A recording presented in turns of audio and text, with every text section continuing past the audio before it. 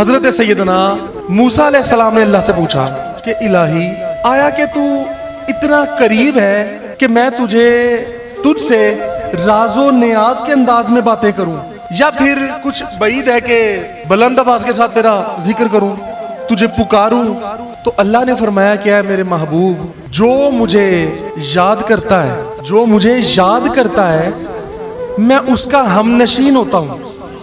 اللہ، جو مجھے یاد کرتا ہے میں اس کا ہم نشین ہوتا ہوں، اور جو مجھ سے مانوس ہو جاتا ہے، جس کو مجھ سے انسیت ہو جاتی ہے، مانوس ہو جاتا ہے، میں اس کے قریب ہو جاتا ہوں۔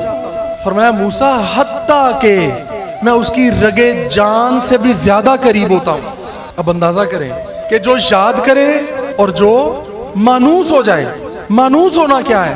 کہ اس کا دل لبھائے وہی بات، وہی ذکر، وہی کام جس کی نسبت کسی خاص کے ساتھ ہو، اس کا ہر بات میں، ہر کام میں دل یہ کرے اور ہر وقت اس کو خیال رہے اپنے محبوب کا، انسیت ہو جانا، آٹومیٹکلی اس کی طرف لپکنا، خود بخود بے دھیانی میں بھی اسی کی طرف دھیان جانا، انسیت ہو گئی، اور اسی کے ساتھ اپنائیت محسوس کرنا۔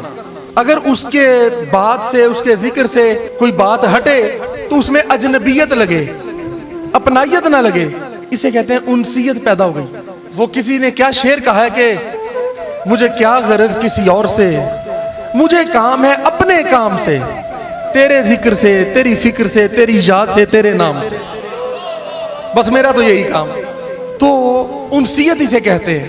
فرمایا موسیٰ جب مجھ سے کوئی مانوس ہو جاتا ہے میں اس کے قریب ہو جاتا ہوں، اور حتیٰ کہ اس کی رگے جان سے بھی زیادہ قریب ہو جاتا ہوں۔ تو اب سوچو یار، جو مانوس ہوتا ہے اللہ اس کے قریب ہوتا ہے، جو اس کو یاد کرتا ہے اس کا ہم نشین ہوتا ہے۔